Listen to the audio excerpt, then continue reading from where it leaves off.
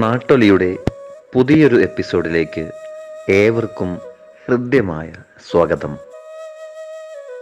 ലോക ഭൂപടത്തിൽ ഇടം നേടിയ ആയുർവേദ നഗരിയായ കോട്ടക്കലിൻ്റെ പ്രവേശന കവാടമാണ് ചങ്കുവെട്ടി.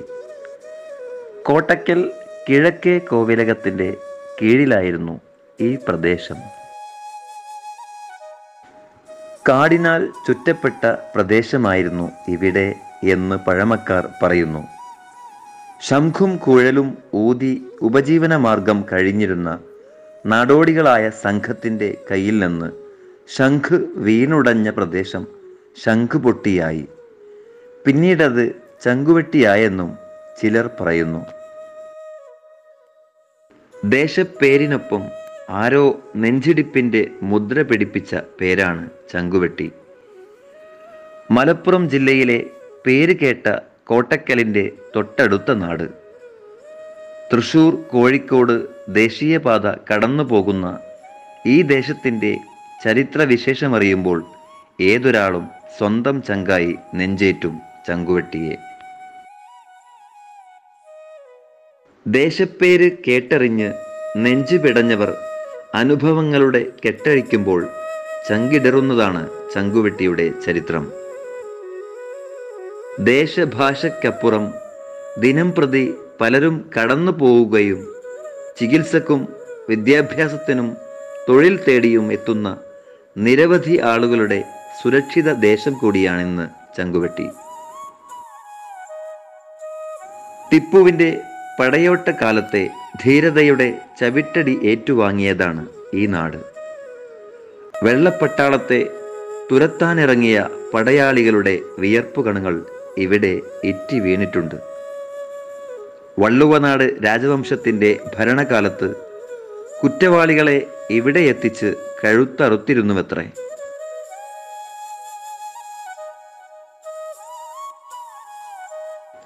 വള്ളുവനാട് രാജവംശക്കാലത്ത് കുറ്റവിചാരണയും ശിക്ഷകളും നടപ്പിലാക്കിയിരുന്നത് മന്ത്രിയായിരുന്നു. കുറ്റവാളികളെ തൂക്കിലേറ്റാനായി കൊണ്ടുപോകുന്ന സമീപ പ്രദേശമാണ് തോക്കാംപാറ. നേരത്തെ ഇത് തൂക്കാംപാറയായിരുന്നു.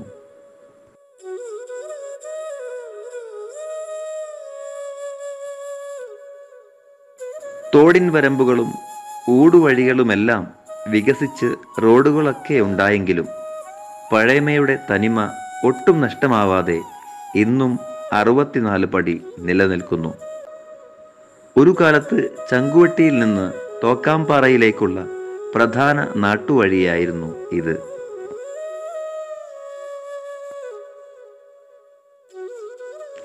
കൃഷിയും കന്നുകാലി വളർത്തലുമാണ് മുഖ്യ തൊഴിൽ.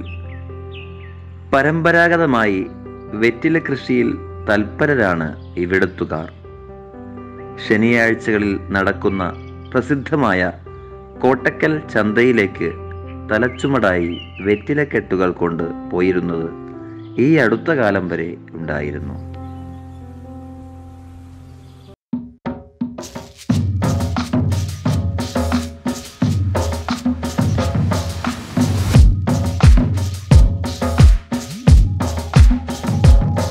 ണ്ട് ജുമാഅത്ത് പള്ളിയായി മാറിയത്.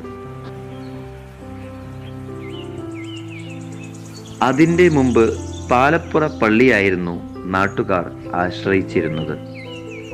1939 ഇവിടെ ജുമുഅ ആരംഭിച്ചത്. 1968 ദർസ് ആരംഭിക്കുന്നത്. വിശാലമായ ഖബർസ്ഥാനിയുള്ള പള്ളി ഈ അടുത്താണ് പുതുക്കി പണിതത്. മിസ്ബാഹുൽ ഇസ്ലാം സംഘം എന്ന കമ്മിറ്റിയുടെ കീഴിൽ വളരെ നല്ല നിലയിലാണ് പള്ളിയും മദ്രസയും പ്രവർത്തിക്കുന്നത്.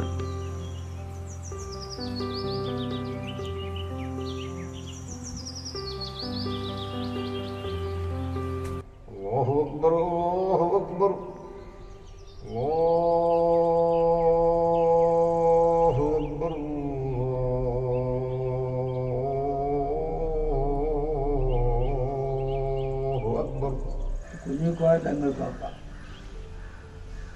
ആണ് ആദ്യം ഇതിന് സംവിധാനം തുടങ്ങുന്നത്. അന്ന് നിസ്കാരപ്പള്ളി ആയിട്ട് ഉള്ളൊരു പള്ളി പാലപ്പുറന്ന് നായിൽ നിന്ന് വേറിട്ട് ഇവിടെ ജുമാ തുടങ്ങുകയാണ്.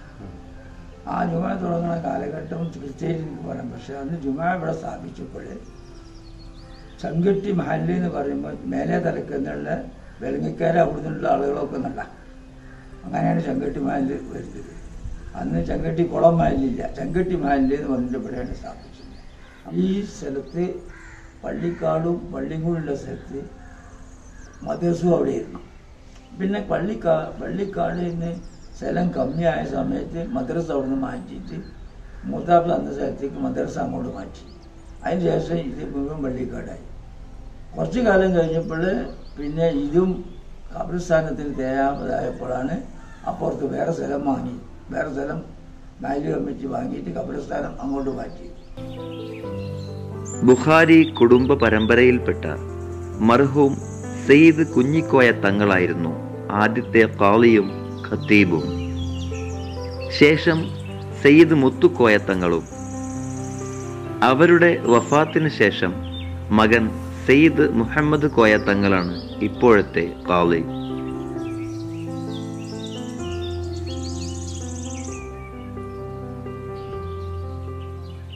ഈ പ്രദേശത്തെ മതവിദ്യാഭ്യാസ കേന്ദ്രമാണ് സിറാജുൽ ഉലൂം മദ്രസ. സമസ്തയുടെ 962 നമ്പറായി അംഗീകരിച്ച സ്ഥാപനം 1953 സ്ഥാപിച്ചതാണ്. 9 അധ്യാപകരുള്ള സ്ഥാപനത്തിൽ നിരവധി വിദ്യാർത്ഥികൾ പഠിക്കുന്നു.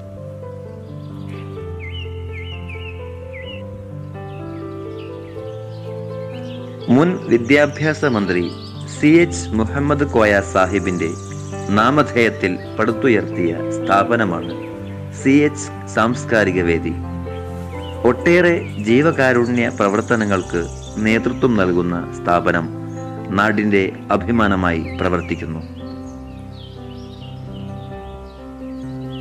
വർഷങ്ങളോളം മൂഴിക്കൽ അയ്യപ്പൻകുട്ടിയുടെ വീട്ടിൽ നടക്കുന്ന കലങ്കരി നാട്ടിലെ ഉത്സവമായിരുന്നു. കരുങ്കുട്ടി ആട്ട്, ഭഗവതി ആട്ട് എന്നിവ അന്നേ ദിവസത്തെ പ്രത്യേകതകളാണ്.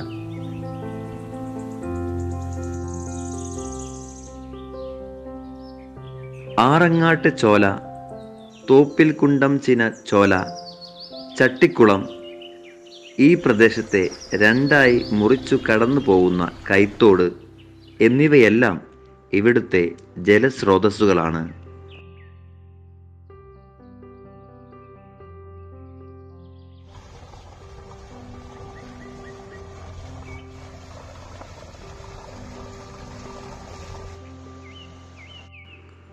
വർഷങ്ങൾക്ക് മുമ്പ് നിർമ്മിച്ച പുളിക്കൽ തറവാട് ഇന്നും പഴമയുടെ പ്രൗഢിയോടെ നിലനിൽക്കുന്നു. ജീവകാരുണ്യ പ്രവർത്തനങ്ങൾക്ക് ഇതിനോടകം ശ്രദ്ധേയമായ SYS സാന്ത്വനം ചങ്കുവെട്ടിക്കുണ്ടിലും സർവസജീവമായി പ്രവർത്തിക്കുന്നു.